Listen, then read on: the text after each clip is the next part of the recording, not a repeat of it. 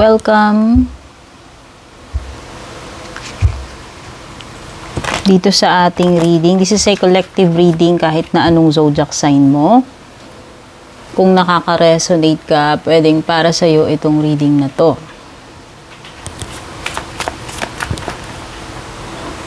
So, pwedeng makaresonate sa'yo yung sun sign mo, moon sign,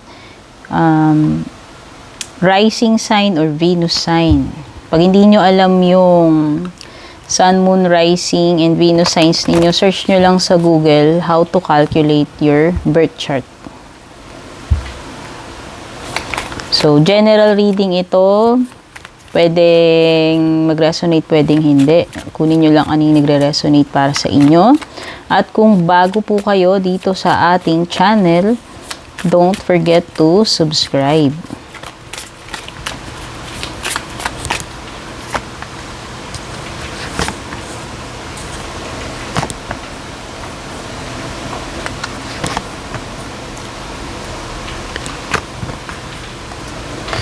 Pwedeng iba sa inyo, Gemini kayo or connected kayo sa isang Gemini person.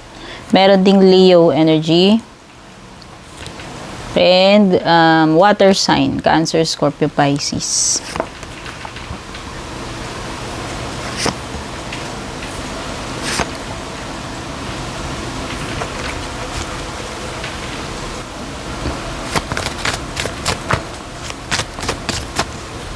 Pwedeng iba sa inyo dito, may anak na kayo. Hindi ko alam kung married na kayo or kahit single parent. Basta pwedeng iba may anak na.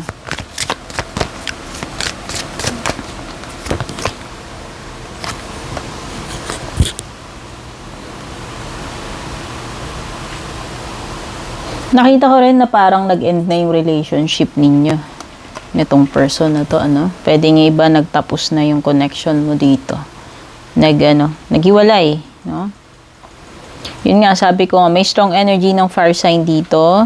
Either ikaw yung Aries, Leo, Sagittarius, or merong Leo. Strong energy ng Leo, Gemini, and water sign din.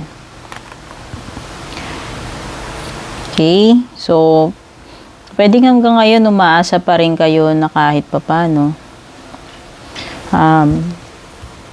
Magiging okay man lang yung connection mo with this person kasi nga pwedeng may anak ka na dito, no? Sabi ko nga, whether kasal na kayo or hindi, meron kayong ugnayan kasi ang nagdudugtong sa inyo dito is yung anak ninyo.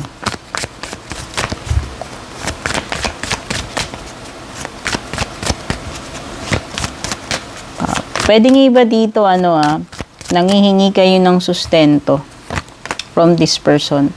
So, hoping kayo na kahit halimbawa hindi na kayo maging in good terms nitong person na to, at least ibigay niya yung sustento sa anak ninyo. No? Ibigay man lang niya yung niya. Gawin man lang niya yung responsibility niya sa anak niya. Kung hindi man sa inyong dalawa. No? Kasi mukhang in a good position naman tong person mo. Mukhang capable naman siya na magbigay ng sustento. Pwedeng yung iba sa inyo hanggang ngayon yan yung ipinaglalaban ninyo. You have the 7 of Wands, no?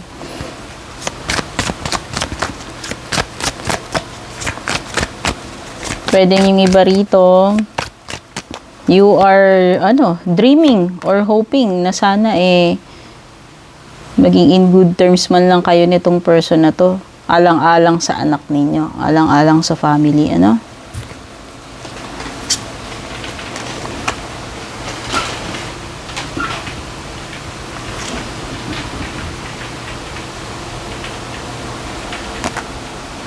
naghahanap kayo ng kumbaga you're praying or hoping at least na magkaroon ng matinong family.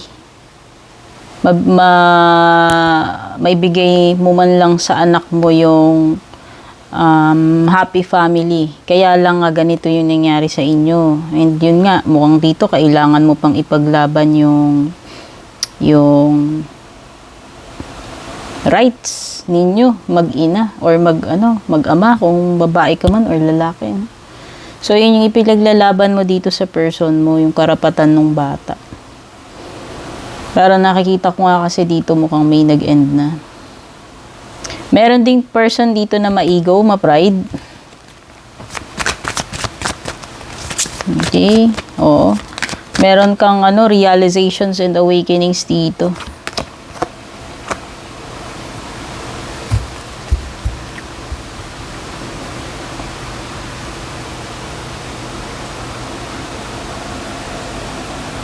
Para kasing at some point, itong person na to, siya yung naging sentro ng buhay mo. Ayan o.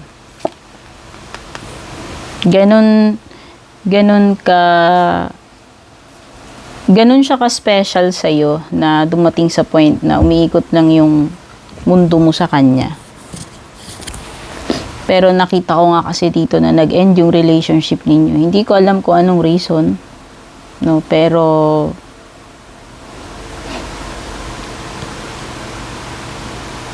masyadong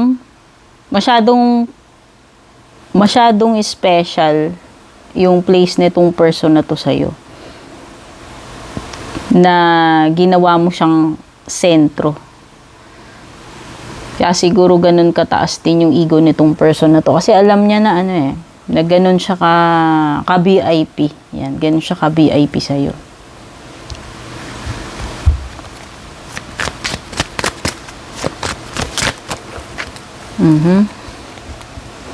Pero yun nga, ang main concern mo ngayon is yung support, no? Kung hindi man kayo magkabalikan ito, hindi man kayo maging okay, hindi man mabuo kayo as partner, so at least parang kumbaga nag-e-expect ka na lang, you are hoping na kahit papaano gagampanan niya na lang yung role niya as a father. No, kahit na wala kayong intimacy, ang importante na lang siguro sa iyo or ipinaglalaban mo, or at least hoping na magampanan niya yung role niya. Kumbaga kung hindi man kayo maging successful as magjowa, magpartner, at least magka-partner pa rin kayo, nagtutulungan pa rin kayo para dun sa kapakanan ng anak ninyo. Since siya naman yung biological mother or father nitong anak mo. Yun na lang yung pinaka-ipinaglalaban mo dito sa Seven of Wands, no? Yun nga, mukhang kailangan mo pa kasing manghingi dito Parang yun yung nakikita ko Kailangan mo pang manghingi. Kumbaga, instead na kumbaga, yun na lang ina-expect mo sana. Hoping ka na magkusa na lang siya, gawin na lang, magkusa siya magbigay ng sustento or gawin yung mga duties niya as a parent, a father or a mother dito sa anak ninyong dalawa. Okay?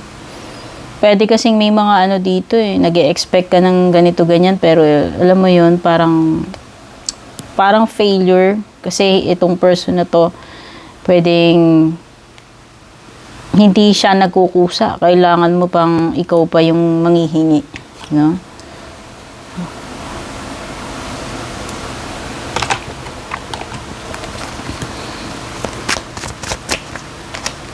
Tingnan pa natin.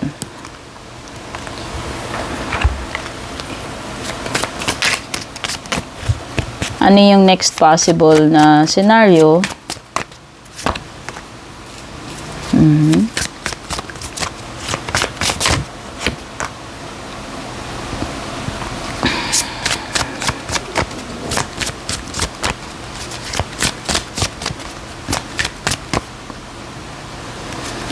Okay, so nakikita ko next possible scenario nyo is temperance. So pwede may Sagittarius energy na dagdag, no?